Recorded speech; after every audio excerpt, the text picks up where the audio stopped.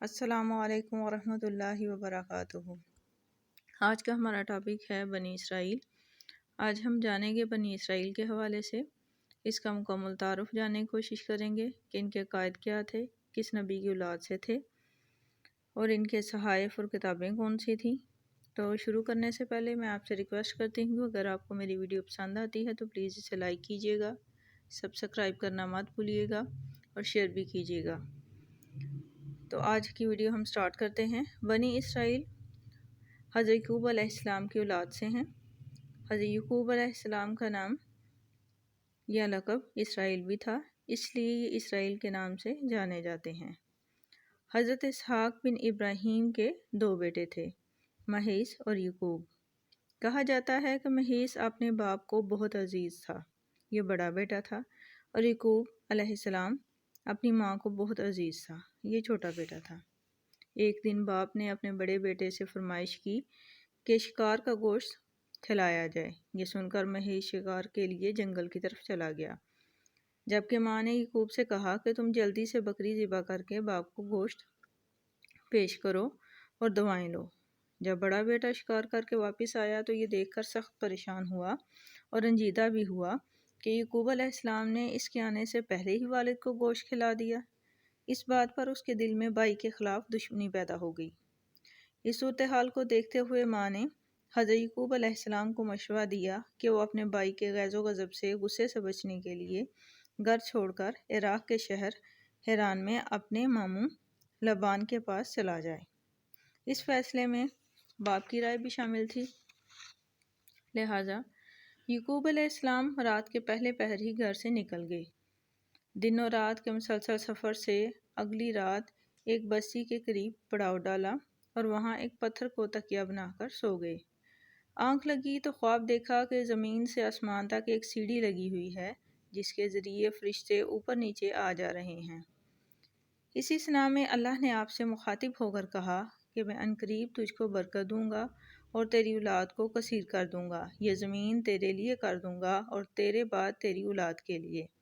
کہتے ہیں کہ اس بات کو لے کر یہود یہ دعویٰ کرتے ہیں کہ خدا نے یہ زمین تو ہمارے نام کی ہوئی ہے، اللہ کی طرف سے یہ ہبہ ہے ہمارے لیے، لہٰذا کوئی دوسری قوم اس سے اس طرح اپنا حق نہیں جما سکتی، یعنی اس زمین پہ کوئی دوسری قوم اپنا حق نہیں جما سکتی۔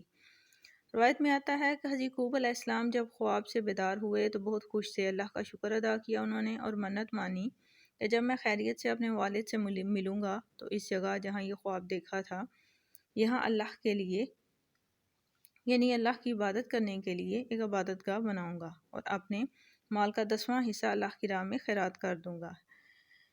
چنانچہ جاتے ہوئے آپ نے اس پتھر پر جس پہ وہ تکیہ بنا کے اس کو سوئے تھے، انہوں نے تیل لگا دیا کہ بعد میں جب دوبارہ میں اس جگہ پہ آؤں تو اس پتھر کو پہچانوں، اور جس جگہ وہ پتھر تھا وہیں پہ وہ ایک عبادت گاہ بنانا چاہتے تھے۔ البتہ حضرت یعقوب اپنے ماموں لبان کے پاس حران کے شہر پہنچے۔ ماموں بانجے کو دیکھ کر بہت خوش ہوئے اور ان کی بہت خاطر تواضع کی۔ لبان کی 2 بیٹیاں تھیں، لیا اور راحیل۔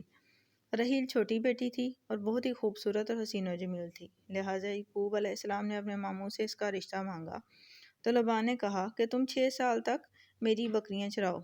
یہاں پہ آپ کو بتا دوں کہ کچھ روایات میں اس حوالے سے 7 سال بھی بتایا گیا ہے، تو میں تمہاری شادی راحیل سے کروا دوں گا۔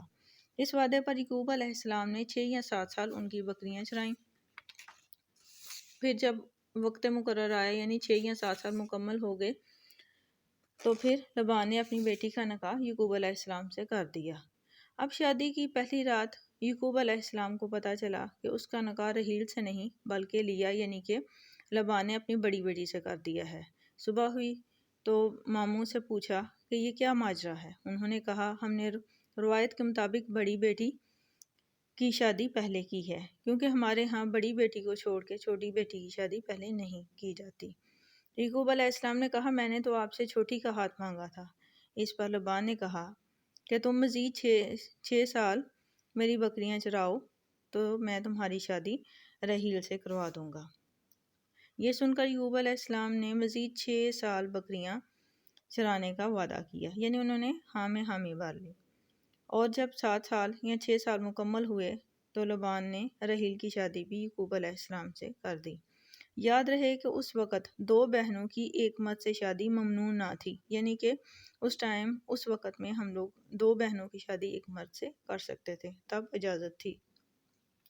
روایت کے مطابق حضرت یعقوب علیہ السلام نے رحیل سے شادی کے بعد کچھ وقت ماموں کے ساتھ گزارا اور پھر اپنے شہر کنعان جو کہ موجودہ فلسطین ہے۔ آپ کو ساتھ ساتھ بتاتی چلوں کہ فلسطین کا جو پہلا نام تھا وہ تھا کنعان۔ وہاں اپنے اہل و عیال کے ساتھ چلے گئے۔ حضرت یعقوب علیہ السلام کے جانے کی وجہ سے لبان بہت پریشان تھا، کیونکہ اس کی دونوں بیٹیاں بھی اس کے ساتھ جا رہی تھیں، اور دوسری بات یہ کہ 20 سال حضرت یعقوب علیہ السلام بھی وہاں پہ رہے تھے، تو اس وجہ سے وہ پریشان تھا۔ لیکن اللہ کے حکم کے مطابق حضرت یعقوب علیہ السلام کو اپنے شہر کنعان جانا تھا اور وہاں اسلام کی تبلیغ کرنی تھی، لہٰذا وہ اپنے ماموں سے اجازت لے کر واپسی کے سفر پر روانہ ہوئے۔ لبان نے اپنی بیٹیوں کو جہاز میں بہت سی بیر بکریاں بھی دی تھیں۔ کہا جاتا ہے کہ سفر کے دوران کنعان کے قریب ہی جہاں حضرت یعقوب علیہ السلام نے پڑاؤ ڈالا، وہ پاس ہی حضرت یعقوب علیہ السلام کا بھائی مہیس بھی رہتا تھا، لیکن حضرت یعقوب علیہ السلام کو اس بات کی خبر نہ تھی۔ مہیس کو گاؤں والوں نے خبر دی کہ یہاں ایک قافلے نے پڑاؤ ڈالا ہے جو حران سے کنعان جا رہا ہے، اور اس قافلے کے سالار کا نام یعقوب علیہ السلام ہے۔ یہ سن کر مہیس پریشان بھی ہوا اور تعجب میں پڑ گیا کہ یہ کون لوگ ہیں جو اتنا مال و اسباب لے کے جا رہے ہیں، لیکن پھر جلد ہی مہیس کو 20 سال پرانی کہانی یاد آ گئی اور اسے سب یاد آ گیا کہ یہ تو بھائی اسی کا ہے۔ مہیس 400 بیر بکریوں اور کچھ لوگوں کو ساتھ لے کر حضرت یعقوب کی طرف چل پڑا۔ جب حضرت یعقوب کو اس بات کی خبر ہوئی تو وہ بہت پریشان ہوئے کہ جس بھائی کی وجہ سے مجھے وطن چھوڑنا پڑا تھا اب وہی آ رہا ہے۔ عین اس وقت فرشتے نے آ کر یعقوب علیہ السلام کو کہا کہ پریشان نہ ہو، بھائی کا استقبال کرو۔ یہ سن کر یعقوب علیہ السلام کو تسلی ہوئی۔ حضرت یعقوب علیہ السلام نے ریوڑ میں سے کچھ بکریاں بطور تحفہ لے کر بھائی کو دے کر ان کا استقبال کیا، اور اتنی مدت بعد جب مہیس نے اپنے بھائی کو دیکھا تو اس کا غصہ جاتا رہا۔ یعقوب علیہ السلام کو سینے سے لگایا اور خوب خاطر تواضع اس کی۔ پھر اس کے بعد یعقوب علیہ السلام یروشلم اس جگہ پہنچے جہاں پتھر پر سر رکھ کے آپ نے رات گزاری تھی۔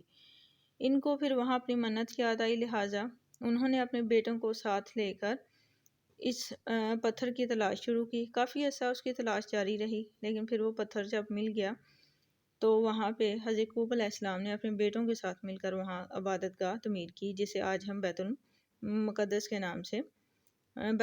کے نام سے جانتے ہیں۔ یہاں آپ کو بتاؤں کہ یہ جو بیت المقدس ہے، یہ حضرت یعقوب علیہ السلام کے بعد حضرت داؤد علیہ السلام نے اور پھر ان کے بیٹے حضرت سلیمان علیہ السلام نے اس کی تعمیر کروائی تھی، جو حضرت سلیمان علیہ السلام نے بعد میں اس کی تعمیر جو تھی وہ کمپلیٹ کروائی تھی، مکمل کروائی تھی، جسے پھر ہیکل سلیمانی کا نام بھی دیا جاتا ہے۔ اور پھر بعد میں یہ عمارت رومیوں اور بابلیوں کے حملوں سے تباہ ہوئی تھی، مگر اس کی ایک دیوار باقی ہے جسے دیوار گریہ کہا جاتا ہے۔ یہ دیوار گریہ جو ہے یہودیوں کے لیے بڑی پاکیزہ جگہ ہے، وہ اسے بڑی احترام کی نگاہ سے دیکھتے ہیں۔ ان کا ماننا ہے کہ یہاں مسلمانوں نے اپنے دور میں مسجد اقصی تعمیر کی تھی اور یہاں پہ سلیمانی ہیکل تھا۔